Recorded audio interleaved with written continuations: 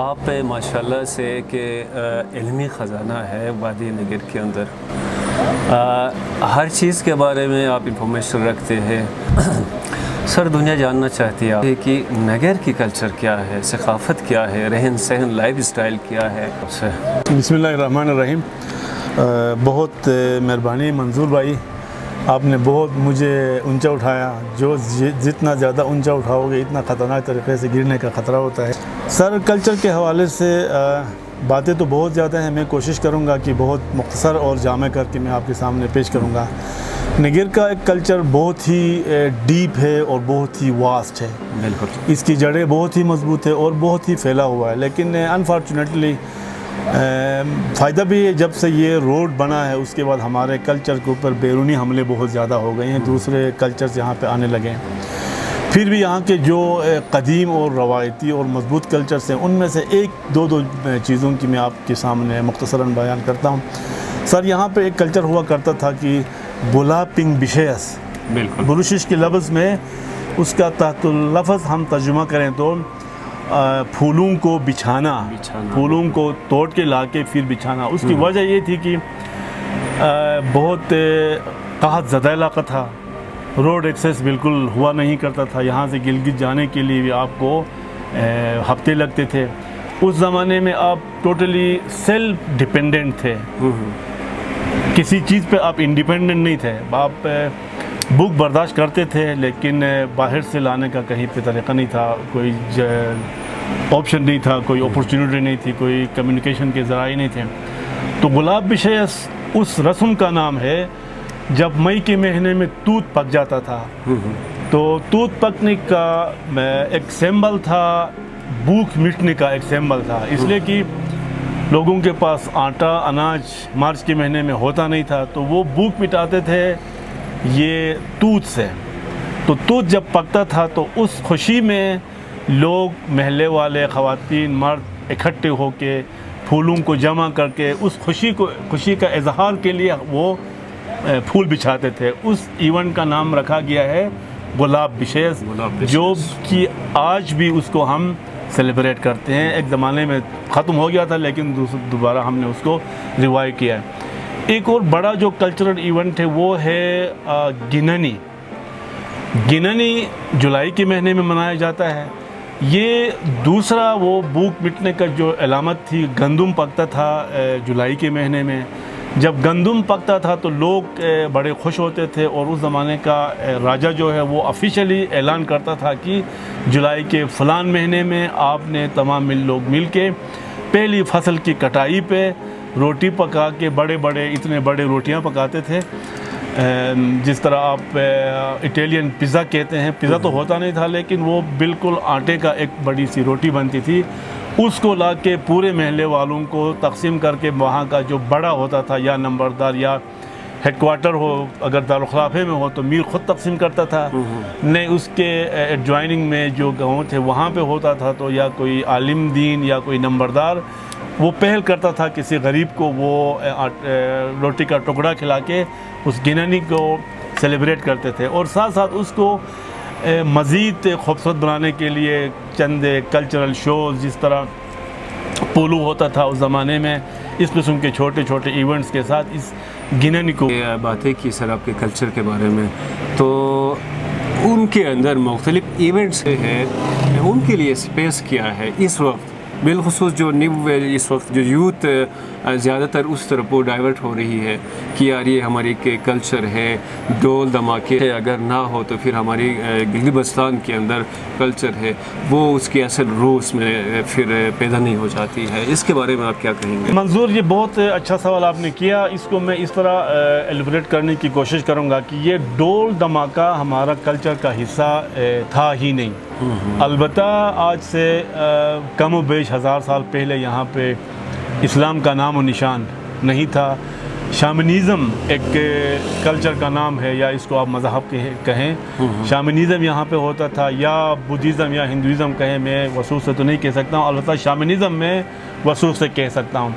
شامنیزم میں ڈول دھماکہ ایک ضروری عنصر تھا، صحیح، اور وہ ڈول دھماکہ حصہ رہا ہے ساتھ ساتھ آتے ہوئے جہاں کہیں پہ بھی آپ نے نیو مسلمز اگر کہیں پہ کنورٹ ہو گئے ہیں تو لامحالہ ان کا پرانا جو ثقافت ہوتا ہے وہ ساتھ ساتھ چلتا ہے، آہستہ آہستہ دھیرے دھیرے ختم ہوتا ہے۔ آج جو ڈول ڈھماکہ ہے وہ ہمارے کلچر کا حصہ نہیں ہے۔ اس شامنزم کے دور میں جو ڈول ڈھماکہ تھا وہ حصہ آج تک آہستہ آہستہ چلتا ہوا آ رہا ہے۔ یہ غلط فہمی ہے لوگوں کو کہ ہمارا کلچر جو ہے وہ ڈول دھماکہ تھا۔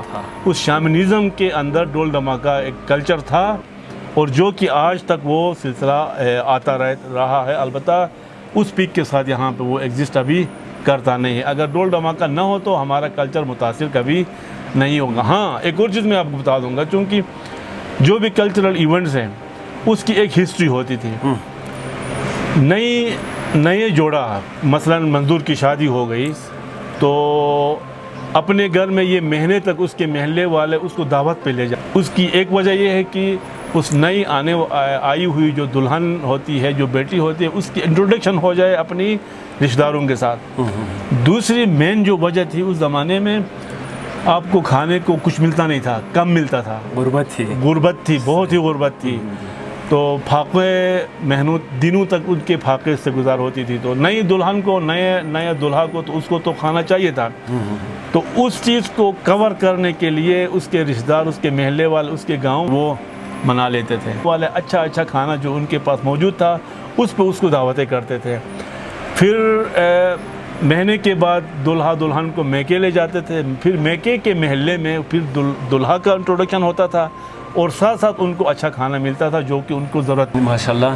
تو یہ جو آپ کو پتہ ہے سر کہ سوشل میڈیا کا دور ہے، تو پنجاب سے اور سندھ سے دوسرے پاکستان کے مختلف علاقوں سے جو مہمان اس طرح آتے ہیں سیاحوں کی شکل میں، تو بالخصوص فیس بک جیسے وہ ایپس کے اوپر وہ سوال کیا کرتے ہیں کہ ہمیں آزاد چھوڑا جائے، حجاب کے بغیر ہم گھومیں گے۔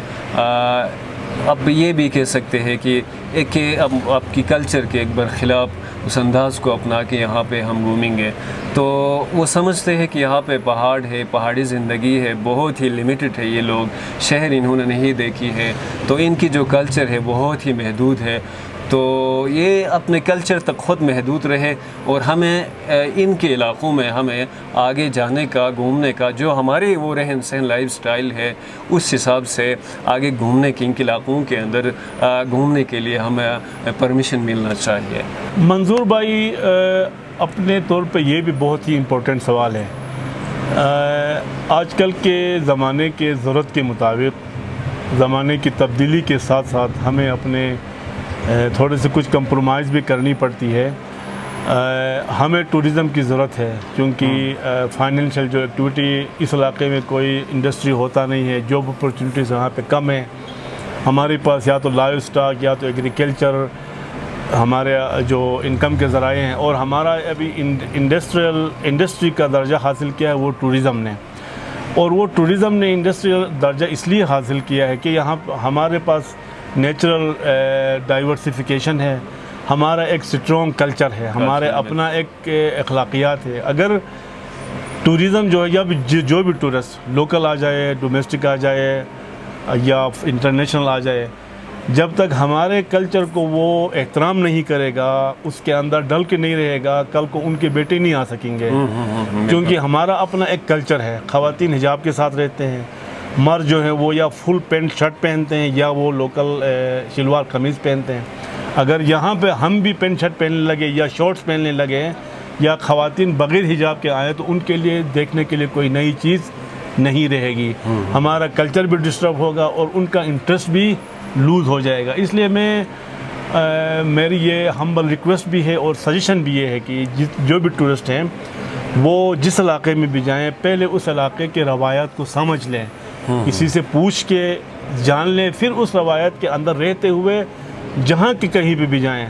بلکہ میں یہ انٹرسٹنگ بات بتاؤں گا کہ آپ کو چائے پہ آفر کریں گے، کھانے پہ آفر کریں گے، فروٹ آفر کریں گے، نہیں اگر آپ ان کے کلچر کو ڈسٹرب کرنے لگو گے تو ان کے چہرے کے تاثرات آپ کو اچھے نظر نہیں آئیں گے، اس لیے کہ وہ آپ نے ان کے وہ جو کلچر ہے اس کو آپ نے خراب کر دیا۔ ایک اور چیز میں آپ کو بتاتا چلوں کہ آپ دیکھیں ہمارے روڈز، ہمارے گلیاں بالکل آپ کو صاف نظر آئیں گے، بالکل، لیکن ہمارے جو مہمان جو ہیں ڈومیسٹک مہمان، بالخصوص پنجابی، سندھی، سوری ٹو سے بھی انتہائی معذرت کے ساتھ میں آپ سے یہ کہوں گا کہ آپ جہاں پہ کھڑے ہوتے ہیں ریپر جو ہیں وہ آپ پھینک دیتے ہیں معذرت کے ساتھ. اس پہ تھوڑا سا آپ کنٹرول کریں گے تو یہ آپ کا علاقہ ہے, ہم رہتے ہیں لیکن آپ کا علاقہ ہے, آپ انجوائے کرتے ہیں, صاف ہوا آپ کو ملتی ہے, صاف فروٹ ملتا ہے, بالکل آرگینک فروٹ ملتا ہے.